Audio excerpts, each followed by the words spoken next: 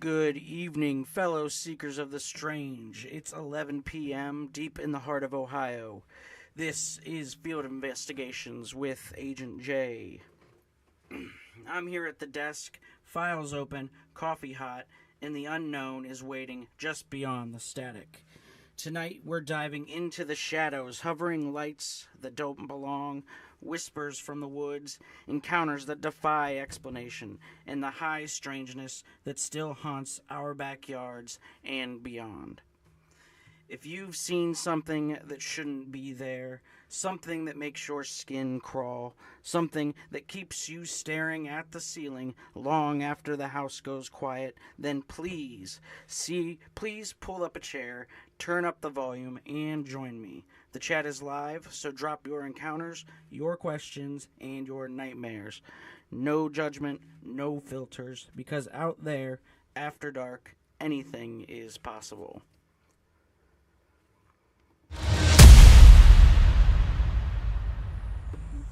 Alright, guys. I appreciate anybody that's coming back, anybody that's joining us for the first time. This is episode 2 of Field Investigations. Tonight we'll be going over some alien abductions here in Ohio. I had a thought in my brain after our conversation last night in the rise in the statistics here in Ohio. I'm going to look into that a little bit and bring up a little history. So let's dive into these Ohio alien abductions. We're going to start with one from 1966 in Portage County. It was just before 5 a.m. on April 17th, 1966, along a lonely stretch of Route 224 outside of Ravenna, Ohio. Give me a second. I'm getting somebody saying that we're getting.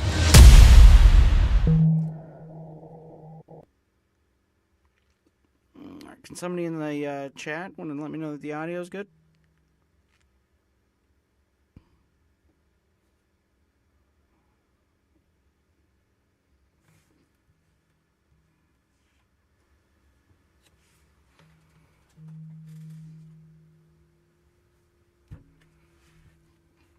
Hello. Anybody? All right, I think we got it down, but if somebody can let me know in the chat, that'd be great. Sounds good. All right, perfect. Thank you, guys. Let's get back into this case from 1966. As I was saying, just before 5 a.m. on April 17th in 1966, along a lonely stretch of Route 224 outside of Ravenna, Ohio, Portage County Sheriff's Deputy Dale Spar and his partner, Officer Wilbur Neff, had pulled over to check what looked like an abandoned car when something impossible happened. A brilliant, dome-shaped object the size of a house rose slowly from a nearby field, bathing both men and their cruiser in a blinding white light that actually felt warm on their skin. The craft hovered slightly for a moment, then began drifting eastward. Spar grabbed the radio. "We've got something here you won't believe." I wonder if that's a direct quote. Sergeant Harold Wilson ordered him to pursue. What followed was an 85-mile high-speed chase that crossed into Pennsylvania, with the object playing a terrifying game of cat and mouse, slowing when they slowed and accelerating when they sped up. Other officers from multiple departments joined in, confirming the same glowing craft pacing them at treetop level. Radios filled with static, engines strained, and the men later described a feeling of being watched. The chase ended near Pittsburgh, but the witnesses' credibility, trained law enforcement, FAA radar corroboration turned this into one of the most documented early close encounters in U.S. history. The officers' lives were never the same. Some faced ridicule, others quiet transfers. To this day, no conventional explanation has ever held up. You know, these are interesting ones. I mean, it's not a direct abduction case, of course, but I wanted to start with this one because and I didn't include a lot of it of what they say happened, but the officers were given quite a bit of crap for for the reports on this. They had multiple departments out there and everything, but they were kind of ridiculed for it. And that's a lot of stuff that you'll hear in some of these abduction cases coming up.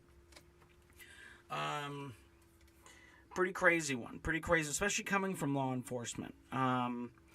We all know before body cams, but, hey, they say what they say. All right, let's move on. We're going to do the 1973 coin helicopter incident. I stumbled across this one just online while Googling these cases. I with my any knowledge I have, I actually don't have a ton of experience with documented Ohio cases in regards to this. So this was an interesting thing to kind of go down. October 18th, 1973, a clear, starry night over Mansfield, Ohio. 4 U.S. Army Reserve crewmen were flying a Huey helicopter back from Columbus to Cleveland. Around 11 p.m., south of Mansfield, near Charles Mill Lake, one of the officers spotted a single red light on the horizon. It wasn't a plane. It was closing fast on a direct collision course. Coyne took the controls and dove, but the light kept coming. At the last second, it stopped dead, hovering directly over the helicopter. And a brilliant green beam shot down, sweeping the cockpit like a scanner. Men stated they felt it on their faces, on their bodies. Then the impossible, a 4,000-pound helicopter began rising uncontrollably, 1,500 to 3,500 feet in seconds. Compasses spinning wildly, radio dead. The crew braced for impact, but the craft simply released them. They dropped in a controlled descent they never initiated. When they landed safely, they realized several minutes weren't accounted for. The case was investigated by the FAA, military, and civilian researchers. It remains Ohio's most credible multi-witness physical trace UFO event, presented even at the United Nations. I apologize. That's a pretty intense story. Again, not a direct abduction, but it sounded like it was pretty close. They just couldn't quite squeeze the helicopter into their ship there. But again, another thing that we start hearing often in abduction cases is missing time. We discussed that last night, which is actually one of the parameters in which they this New Forks study that we read off last night monitors one of the ways they classify abduction cases, lost time and physical things. It's very interesting. But, to have, again, military officers and, I guess, the rational explanation is they lost control, and they all agreed, hey, let's not make me look stupid. But I'm not going to question them. I think I trust them on these types of things. This is a pretty terrifying case, and there's multiple witnesses, physical traces. The FAA investigated it. So, I don't know what the official military or FAA, report is on it. I guess I could look into that. That would be an interesting thing to see. I'll have to look further into this case, and maybe we'll do a bigger episode on it, especially if I can find out if there's anybody still alive. This is 1973, Atlanta, very long time ago. All right, next up, I think we're going to go to 1949, Norwood Searchlight UFO. In the summer and fall of 1949, turned the quiet this quiet Cincinnati suburb of Norwood, Ohio, into a nightly UFO hotspot. You figure I typed this out, I should be able to read it. That is not the case, even on my now 7th turn through. It started at the St. Peter's and Paul Church on a carnival on August 19th. The University of Cincinnati ROTC student Donald R. Berger was operating at a powerful Army surplus searchlight to entertain the crowd when his beam locked onto a glowing metallic disc at roughly 15,000 feet. The moment the light hit it, the object shot straight upward and vanished. That was only the beginning. Over the next several months, 9 documented times, Berger parish priest Father Gregory Miller, Mayor R. Ed Tepe, and hundreds of locals watched the same disk return.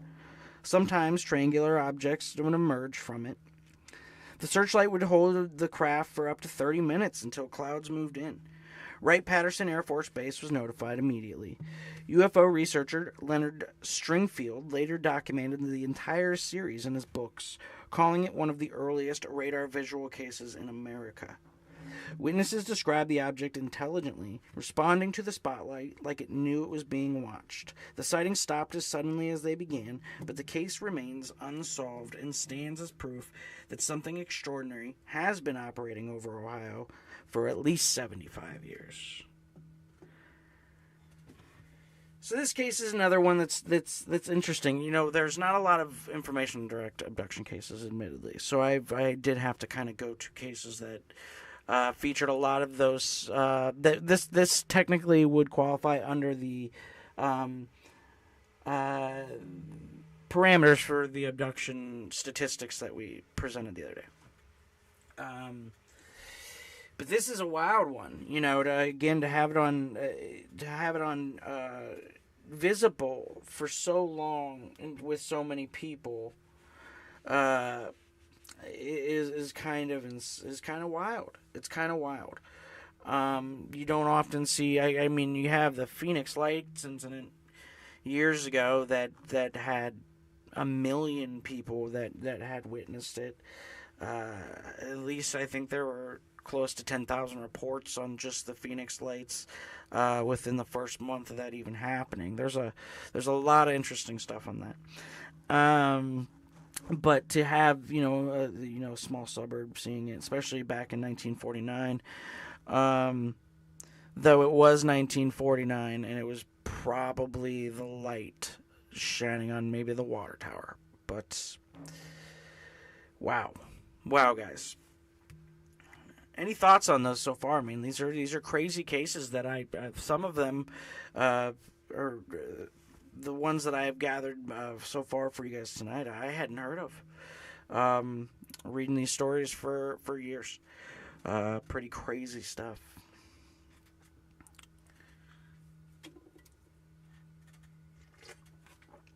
All right, next up there, we're going to go with the 1994 Trumbull County Police UFO chase. Shortly after midnight on December 14th, 1994, the phones started ringing off the hook at the Liberty Township Police. A massive, low-flying object was hovering over homes and roads across multiple towns, Hubbard, Brookfield, and beyond. At least 14 law enforcement officers from different departments witnessed it. The 9/11 tapes captured the 9/11 tapes. You guys can tell when. The 911 tapes captured raw panic and awe in real time. One officer, Sergeant Malero, got so close his cruiser suddenly died and his radio went dead. A blinding light engulfed him from above. When he stepped out, he looked at a huge circular craft hovering just 50 feet off the ground. Intensely bright in the center, completely silent. Other officers described it as triangular at times, changing colors, moving with impossible speed. The object led them on a chase that stretched into Pennsylvania. Another one of these. Dispatcher Roy Ann Rudolph kept her cool while coordinating the pursuit. To this day, no explanation, civilian, military, or otherwise, has ever been given. There is some audio evidence on this, and I'm hoping to continue to expand on my setup here for everybody, so I can include audio and stuff into these broadcasts. But for now, listening to it earlier, it's a pretty chilling thing. There's it's just the dispatch recording, but it's pretty chilling. It's very interesting. Again, you include these,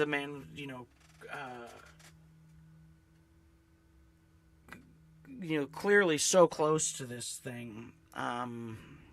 It's hard not to count it as an abduction. I mean, I guess we're just missing a flat cold table and a probe, right?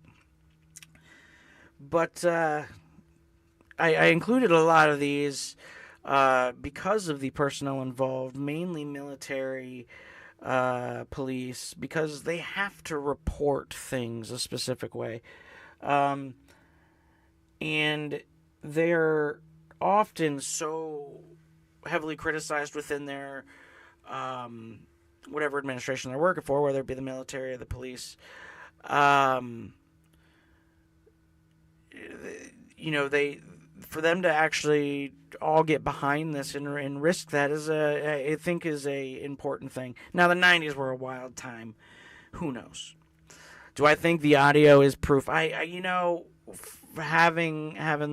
listened to it, and maybe I can include it in the show notes. Actually, maybe I'll do that. Even I can probably find it there. I know there's actually a YouTube link, so I'll find a really good one. But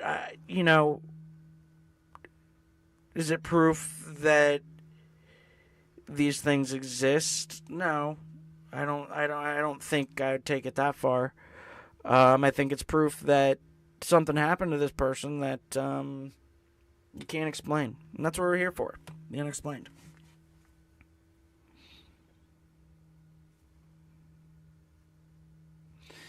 The next one we're going to move on to is actually a newer report. I was able to find some newer encounters that are virgin, again, on that territory of qualifying, or that do qualify technically for these statistics on alien abductions that, again, are on the rise in Ohio, folks. We'll go over that statistic again maybe at the end of the episode.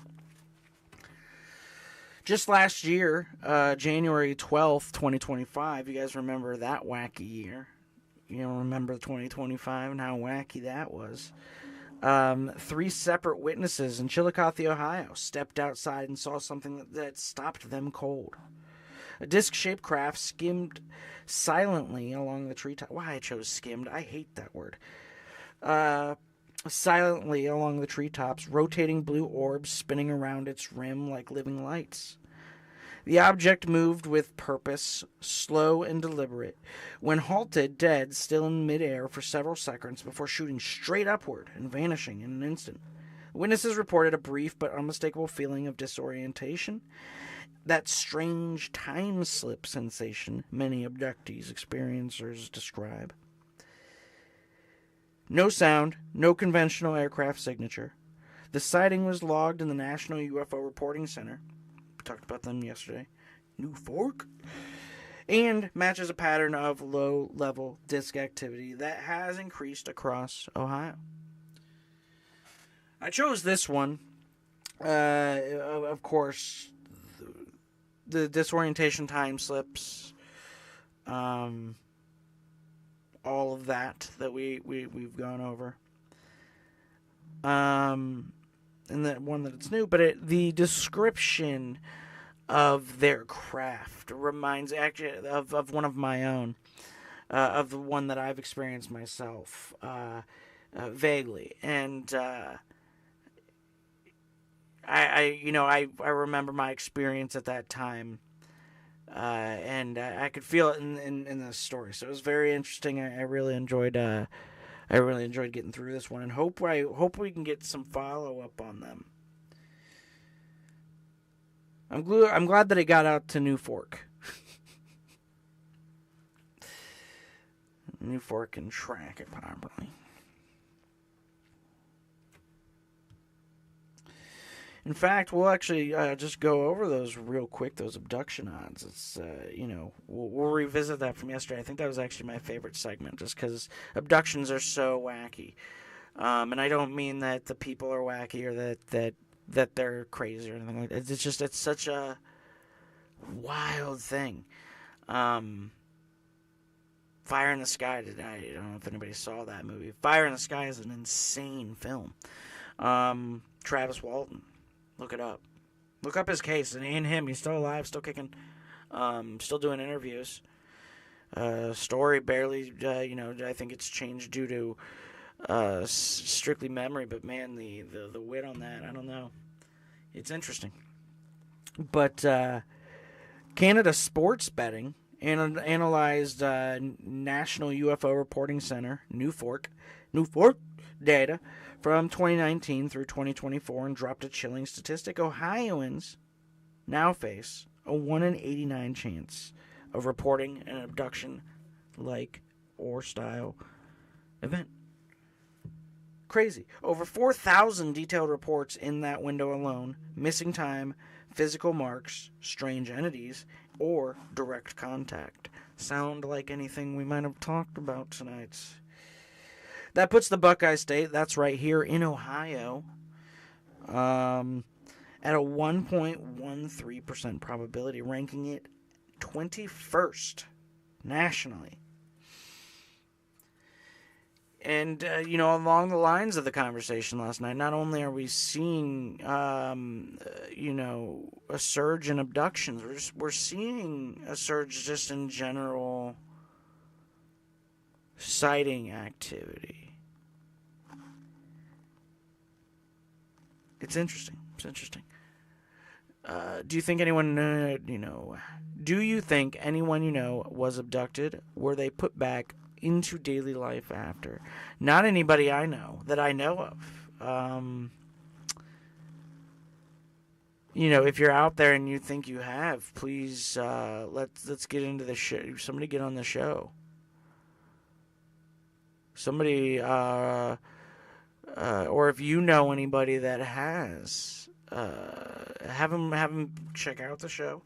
I'm gonna be getting a separate email set up for things to come in, possibly a website as well for those types of things. And then if I can unwrap my old man brain and figure out how to tie in maybe Skype calls or something of the lick, I will do that. That is ultimately what I'd like to do.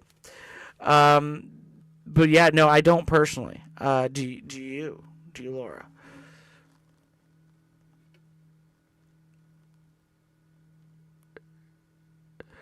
I wonder if that's something that's Ohio-specific or just more activity in general. And I hear about it more because I live here.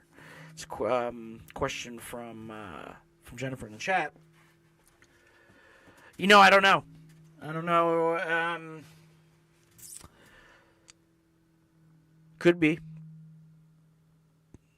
I guess we'd have to... Does anybody talk to people more often out of state? Well, that's interesting you brought it up. Great Lakes is high on my list to get to for a multitude of reasons. I wanted to do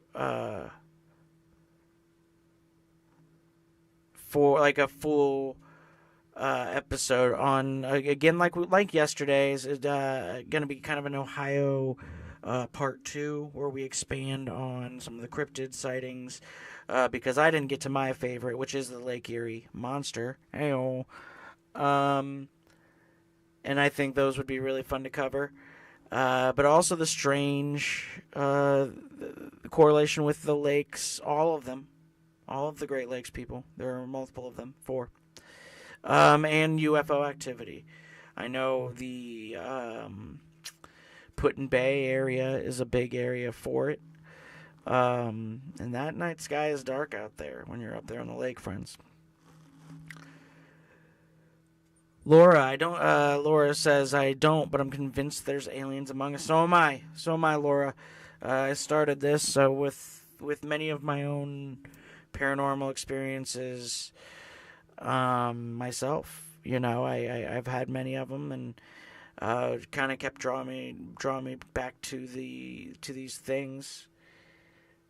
So why not talk about them, I'm sure Lake Erie has some very interesting abductions for sure. Yeah, if not straight abductions, definitely sightings. Definitely sightings. Mike, thank you. Thank you for this the sound check, brother. It took some doing. I'm still not sure I'm going to be in love with it when I listen to it later, but we'll keep testing her out, so this sounds beautiful for you guys.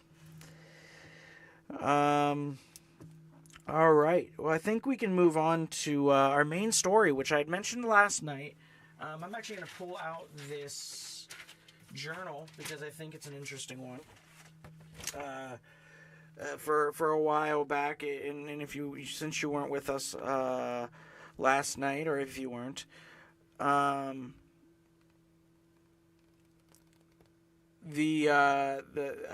there's two formal societies, kind of formal societies, and I mean, and even this I use loosely, but I guess formally recognized societies, which are MUFON, the Mutual UFO Network, and our oft quoted No Fork, which just to keep putting this out there, it's an incredible point to make. New Fork is one man. It is one man with an entire database, probably the most extensive statistical UFO extraterrestrial database on the planet. Anyway, I belonged to MUFON for a number of years, and they used to send out these journals. And setting up for this show in general, I was kind of flipping through them. I have a stack of them there, downstairs bathroom and whatnot. Then came across the Secret Land, which is the story in here, but is also a documentary that was made years ago on Antarctica, and about some of the conspiracy theories and thoughts that go into that. So I thought we'd start the conversation off with just a little bit of a history lesson. We didn't know about Antarctica until the 1800s, early 1800s. British explorer James Cook sailed completely around it in the 1770s, but never saw land. The first confirmed sighting came in 1820, with the first landing in 1821. What they call the heroic age brought Amundsen reaching the South Pole in 1911, beating Scott by weeks. In 1950s, the International Geophysical Year turned the continent into a global science laboratory. 12 nations, including the U.S. and Soviet Union, put aside Cold War differences and signed the Antarctic Treaty on December 1st, 1959. It took effect in 1961 and made the entire continent a scientific preserve. No military activity, no mining, no territorial claims enforced. It remains one of the most successful international agreements ever written. But the treaty only fueled the wildest stories. Before we get into the conspiracy theories, I thought we would just take a moment to think about that for a minute. One of the most successful international agreements ever written. When we have people tearing them up these days, just tearing up international agreements, they don't exist. There is something odd about why no one's clamoring for the Arctic like they were once. Logic says because it's a block of ice. But hey, maybe something in these next few theories explain it.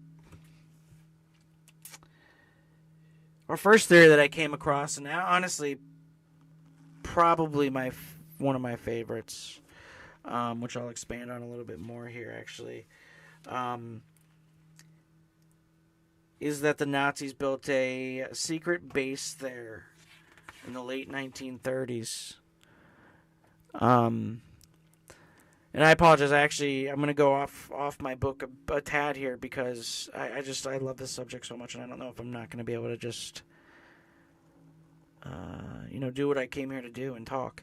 But they're what they called New Schwabenland, which, Christ, the German people have gnarly names for things.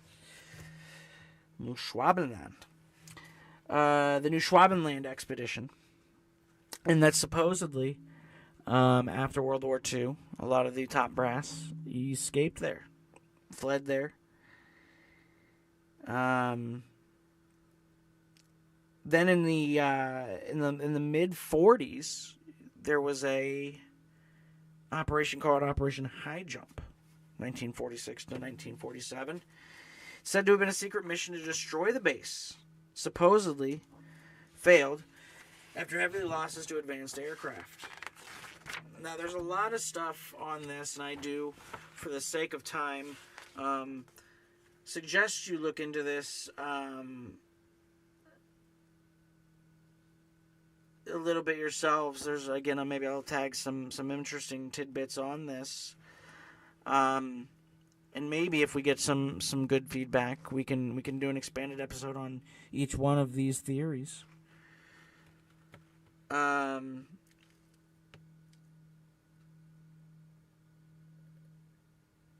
With that, with Operation High Jump, what comes out of that is the story of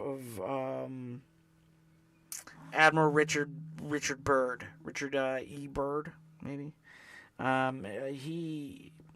They say there's a secret diary out there. I'd like to I should be able to buy in with this, but it's unreasonable that he has a diary about this. But the stories in general, and these are things that were said outside of his diary. So if you're looking it up and you see diary information, please know that it is not AI, but nor is it real. It was created, I believe, by one of his nephews or something. But Byrd did have a few known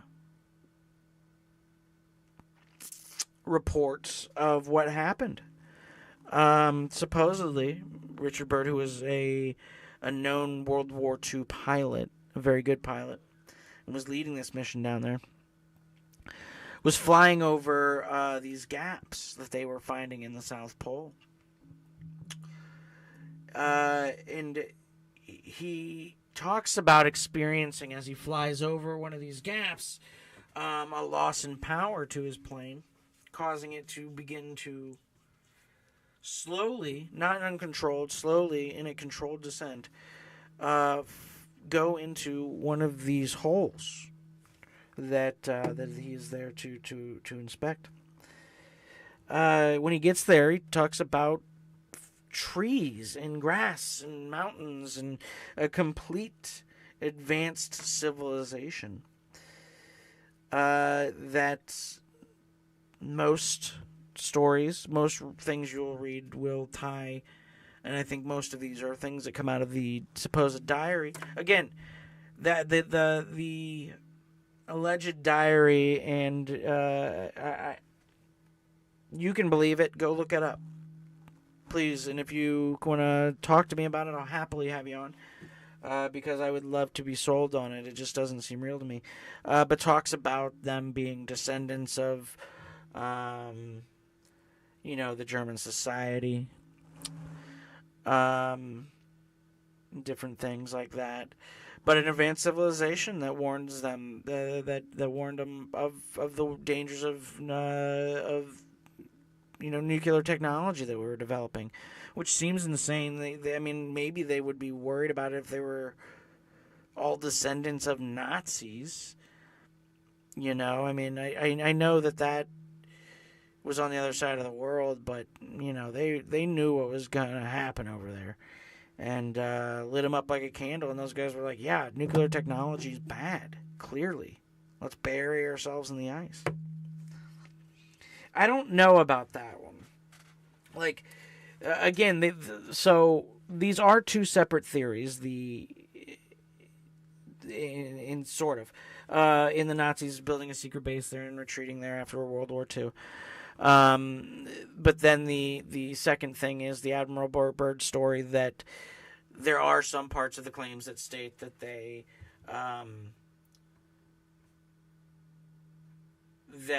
were descendants of Nazis. So, but it is very interesting. I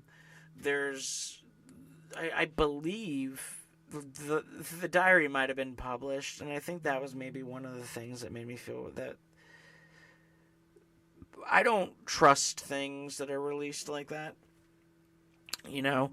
The government probably has. If there's a diary, the government has it. I don't know. I don't know how good they were at snagging that kind of crap in the 1940s.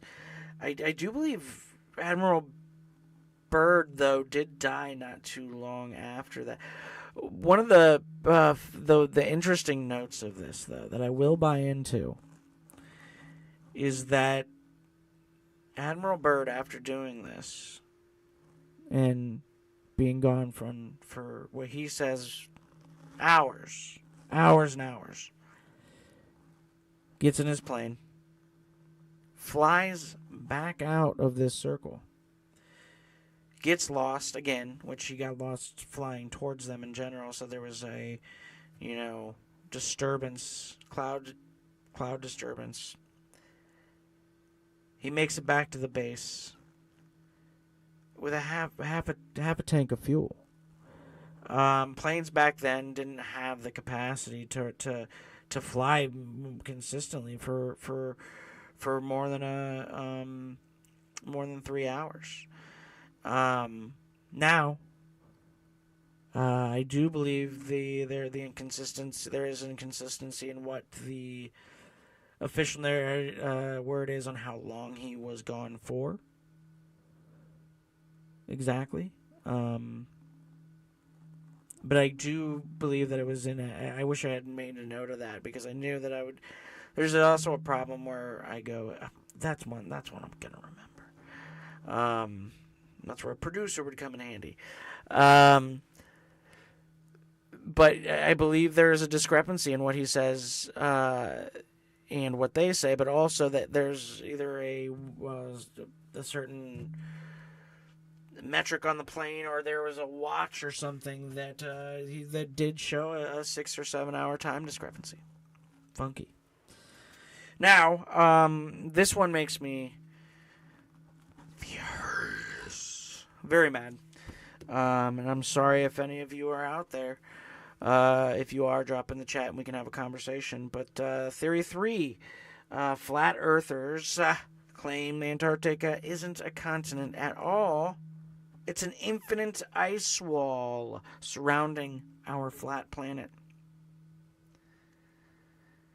I guess the treaty exists to stop us from climbing the ice wall, where people are exploring. Insane. Just to make that clear, Kyrie, if you're listening. But yeah, the treaty exists to keep explorers from reaching the edge. That's all I wrote on that one, and that's all I'm going to give you. If you want to spend your time on flat Earth theories, I urge you to do so. We will have an episode on them eventually, and I will be filled with fury during the entire thing. Jennifer says, listen, Antarctica isn't what it seems, but it absolutely isn't a flat Earth wall. Jon Snow's up there on the flat Earth wall. You know what? You're right, though, Jen. Antarctica isn't what it seems, but here is what it is. I round up a couple facts that I think might be scarier when you put your mind to them than the conspiracy theories. Antarctica covers over 5.5 million square miles, bigger than Europe and the U.S. combined. But anyway, what the hell is Europe? Holds 70% of the planet's fresh water. 70%, people. And it's just melting into the oceans. Melting. Not that climate change is real or anything, but dang, that ice is melting. Like the North Pole, oddly. Record low temperatures, though, down there in the Antarctic. Minus 128.6 degrees Fahrenheit. Which, we've had cold times here. I think the lowest recorded one that I remember seeing was like minus 20 some 3 or 4 years ago. I know we had a couple wind chills that were minus 13 and 14 this year in where I was at. I'm sure colder in some areas if there's listeners outside of where I am currently. Average summer coastal temps hover around freezing. The interior is far, far colder. That makes me think of The Office. Somebody quote it.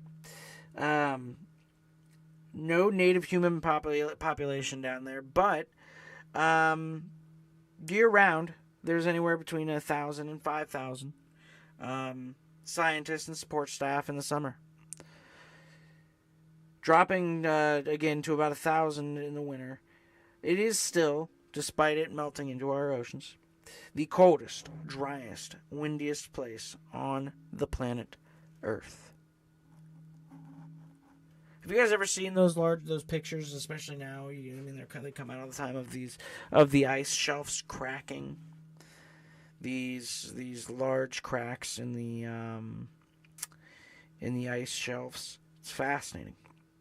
Scary. They're absolutely terrifying as well. I don't. The fun thing is when you get and you can look these up as well, and some of them I believe. Call me a kook, call me insane, whatever you want. Some I believe.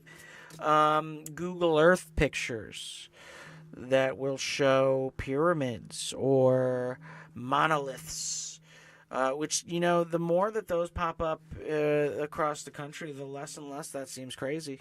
The less and less it seems crazy, people. But, what do you guys think? Anybody have any interest in what's going on down there? Is that a place like the ocean that maybe we should just stay away from? I think about it often because it's one of my favorite books, and until the last couple of years, sadly, I have not, but for years I reread H.P. Lovecraft's At the Mountains of Madness every year. Still an absolute deep shame that Guillermo del Toro never got to do his film version of that. Though, I will say, anybody that's not a fan of the Prometheus film, which is a prequel to Alien, view it as a Lovecraft film, maybe a sci-fi adaptation or space adaptation of At the Mountains of Madness, and it will change it for you. It's pretty close, actually. So shame on Ridley. But that's always kept Antarctica heavy in my mind. What do you guys think? Dude, honestly, I guess always knew logically how big Antarctica was, but never in those comparison sizes. Holy crap. Yeah, bring up your, go walk back into your office, which I'm sure everybody here has in their homes, and look at that large USA government official map of the world. And look at the size of those two countries and go, damn! Thing is huge. And then you go, there's no way the wall is around all that other shit, though. Right? I think it even just makes the wall thing make less sense. Dang it, now I'm all fired up again about these flat earthers. Tonight I'm lighting up a Perdomo Habano cigar that I had. It felt appropriate for what we're going into next and what I think is going to become a fan favorite segment. But certainly one of the things that has me most excited for tonight's episode is what I'm going to be calling from now. And maybe we'll take a vote on what we call things. Ooh, we said in the chat, real quick, looks like we had a message redacted. Uh-oh. Is my handler secretly, is my FBI agent deleting my chats? Be careful out there, people. Don't be putting anything in there that you don't want Big Brother to see. But what I was getting into is the Tabloid showcase. My love for these stories, the paranormal, aliens, cryptids. They all started in the checkout line at a store called Clicks down the road. Some call it Acme Clicks. Some call it just Acme. It's not Acme. It wasn't Acme then. It was a Clicks. Grandmother would take me down there, and well, she had to embarrassingly watch me for the weekend. And not embarrassingly, but begrudgingly for sure. She would allow me to buy a magazine. And while I don't know what she expected me to buy at a young age, I often picked up Weekly World News or The Inquirer and read all those wild stories.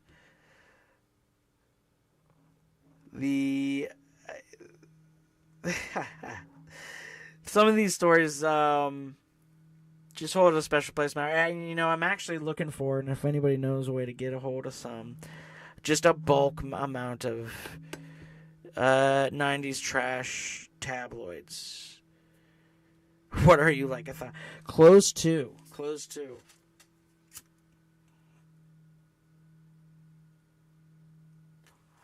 Listen, when I put this out there, I did say this was not necessarily made for children. It is probably safe for them, but it is not made for them. They will not understand most, if any, reference. But, so I picked a couple of old ones that I thought were fun ones that I remembered, that I could, again, search up and try to find, and I actually found a couple pages, and some of these things are stuff I'd like to put on a site eventually. But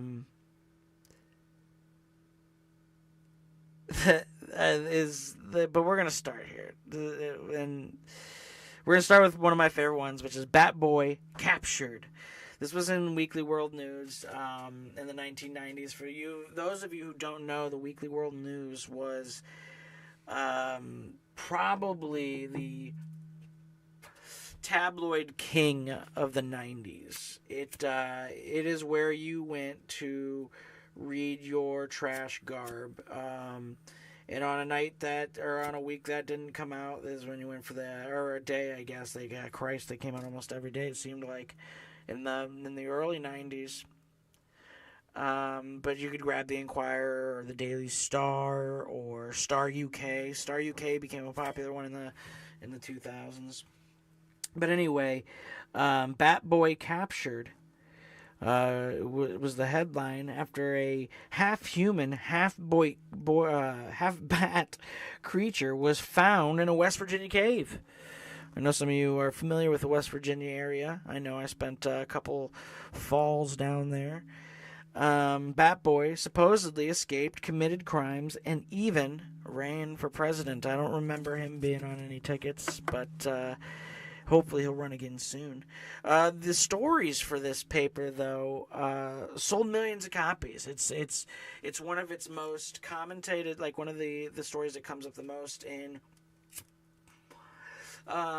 satire, or British people are super gullible. You're not wrong. Look at their shows. Just kidding, guys. Hopefully in 22 years, when the survivors of the nuclear fallout in the UK find these lost field investigation tapes, they know not to take me too seriously. Another one that I added strictly almost for its social relevance this week was one that I remembered, and it was Hillary Clinton adopts alien baby. I think, now I know differently, that you don't say certain people's names in a certain setting or certain terms, or certain bad things might happen to you. But I never really bought into it. Please don't prove me wrong. because I read stories like this, and I, as a young boy, was like, well, good for Hillary Clinton. It was a good move on her part. I know the president from Independence Day wouldn't be abducting any aliens after they blasted a hole in her tummy. But hey, I thought it was good for her. Another 1990s bombshell that says they published names and claimed senators were shape-shifting extraterrestrials controlling Congress as well. Several senators actually played along to the joke with interviews on national TV of all places. You know, you think that stuff said today would be taken as word. As opposed to satire, which I'm sure at the time was helping quell some of the insane things that were going on in the country even then. I don't think that was pre-Chelsea, though. You know, I don't think they were claiming she was an alien. Where's the alien, Hillary? I don't want answers. We don't need a skiff on this. Another classic we got coming up here is kind of linked to the one I had talked about before, because, of course, when I read that one, I go, well, crap. Who was it? 12 UN senators are aliens from outer space. Another weekly world news report from the 90s. Published names claiming senators. Oh, wait, no. This is the part of the same thing. Snuck its way in to my last one. Well, that's a mistake on my part. Sorry, guys. But Hillary adopted the alien imprint is at a secret Air Force base is what that was. I'll have to find pictures from that because that was a very fun one. Some of you that might have seen these, and those of you that haven't, it's a real shame because they almost put AI to shame in how good these photos were that we had of Mrs. Clinton, First Lady Clinton at the time. Vice President Clinton, Jesus. Freudian slip. Going back to another classic, this time from the National Enquirer, which was another one that I was a big fan of back in the day. You know, you used to be able to buy these for like 97 cents. I mean, my parents, I went to a Catholic school. They either thought I knew better because of that, or I hadn't heard crazier, so why not? But the alien abduction baby boom of the 1970s and 80s. There were dozens of these I gave birth to an alien baby articles out there, complete with alleged photos, hybrid infants, terrified mothers. There's a whole thing of these out there. This is one that I wanted to mention so that we could have a callback to it and to just get everybody used to this tabloid corner that we'll be doing every night, or at least once a week. Maybe we'll do that on a Wednesday night. On Wednesday nights, but these are fun. These are very, very fun. Again, the photos will blow your mind. Those were very fun. One of the newer ones, my search, while limited because I was quite busy, really just filling up my time reading the BS ones from the old days. But one of the newer stories in 2025, UFO survives a Hellfire missile. Now here's the problem, and this is why I bring this one up, because this is why we're doing these shows, because this is actually just a headline, which is hilarious. Multiple outlets picked up reports of a glowing object over the U.S. that took a direct hit from a Hellfire missile and kept flying. Witnesses and leaked video showed it shrugging off the explosion before vanishing. The story went viral and is still unexplained. I do remember this happening. This is a thing that was in the news. I think it was part of the weather balloon phenomenon that had gone on for the last several years. It was an extension of that. But yeah, I don't know if you guys remember that, because there was parts of it, I think, that had landed on somebody's house, parts of the missile or something. But lots of strange things there. But, you know, we don't hear a whole lot of stories of us shooting down any of these crafts. Not for a long time, at least. It makes you wonder why. Did they make some sort of deal? Next one I got here is called the Booga Sphere. It was an alleged alien probe. A metallic sphere crashed in Colombia and was quickly whisked away by authorities. The tabloids and researchers claimed it was an extraterrestrial probe and with an impossible internal structure. No seams, no welds, that sounds external, and allegedly emitted signals before going too dark. The story dominated late-night shows all year. I don't know, maybe in Colombia. I didn't hear about it. Must not be true. Well, guys, we're approaching that midnight hour, about the time I like to wrap up. If there's anybody that in the chat that's got anything to say, we're going to open it up now for a few minutes, just to see if we got anything interesting that you guys want to talk about. I have a few plans coming up for some episodes, which I think will be fun, better. This one was a fun one to research. I really hope. I hope we can get a good vibe going with that tabloid corner, because that one I am very, very excited for. A couple things coming up in the next couple episodes. One that I ended up dropping, I know I had mentioned it yesterday. Actually, you know what? Maybe we'll read this real quick. This was an abduction case in Louisiana from the MUFON Journal. While we're talking about these, and to maybe close out your night, if I can find it again, I think this is the correct one. Oh, you know what? This is this is the one from earlier. That's right. Okay.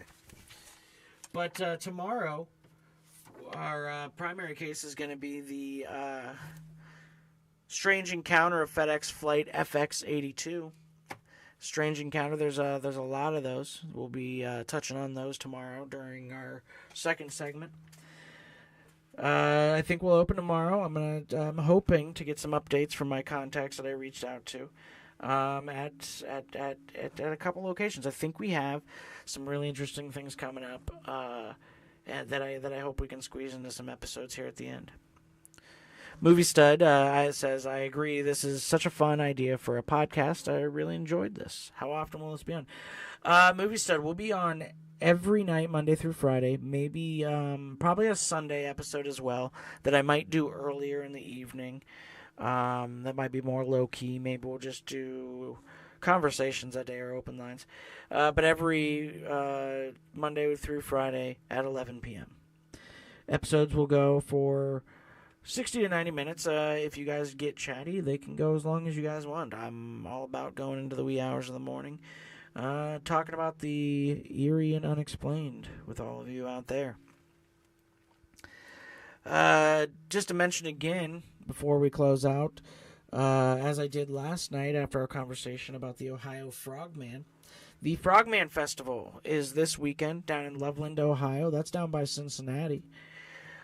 Great places out there. If you guys decide to go down there, check out Lebanon as well. And maybe to take a little bit of time to run down to the Spring Grove Cemetery, which is a 700-acre cemetery. It's the second largest one on the East Coast and second oldest in the country. Might have those backwards. Nope. But the festival is this weekend down in Loveland. On March 7th. I don't believe it runs both days. No, it must be. I think it runs Friday through Sunday. Yeah, starting March 7th. 60 plus vendors, lots of cryptid lore panels that are lined up. If you've never been to any type of con or festival, that focuses on UFOs, cryptids, or the unexplained, I urge you to do so. They are fun. They're a place that you can go and just be around people that want to believe, which, regardless of what it is you want to believe, I urge you to do so. Belief is a strong thing, and I will leave you with that tonight. I will see you all tomorrow. Goodbye.